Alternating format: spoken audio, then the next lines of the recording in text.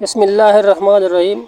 حضرت نافع رضی اللہ عنہ سے روایت ہے کہ عمر بن خطاب رضی اللہ عنہ نے عرض کیا، یا رسول اللہ، زمانہ جاہلیت کفر میں نے ایک دن کے اعتکاف کی منت مانی تھی، تو رسول اللہ صلی اللہ علیہ وسلم نے اسے پورا کرنے کا حکم فرمایا۔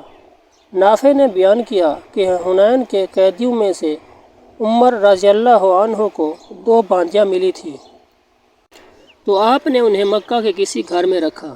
انہوں نے بیان کیا کہ پھر نبی کریم صلی اللہ علیہ وسلم نے حنین کے قیدیوں پر احسان کیا اور سب کو مفت آزاد کر دیا، تو گلیوں میں وہ دوڑنے لگے۔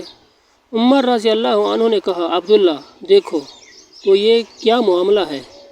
انہوں نے بتایا کہ رسول اللہ صلی اللہ علیہ وسلم نے ان پر احسان کیا ہے اور حنین کے تمام قیدی مفت آزاد کر دیے گئے ہیں۔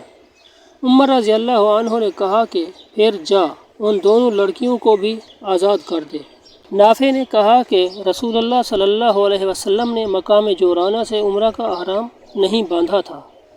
اگر آپ صلی اللہ علیہ وسلم وہاں سے عمرہ کا احرام باندھتے تو عبداللہ بن عمر رضی اللہ عنہ کو یہ ضرور معلوم ہوتا، اور جریر بن حازم نے جو ایوب سے روایت کی، انہوں نے نافع سے، انہوں نے ابن عمر رضی اللہ عنہ سے۔ اس میں یوں ہے کہ وہ دونوں باندیاں جو عمر رضی اللہ عنہ کو ملی تھی خمس میں سے تھی۔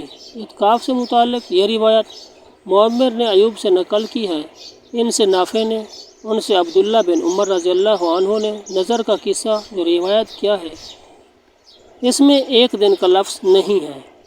صحیح بخاری حدیث نمبر 3144۔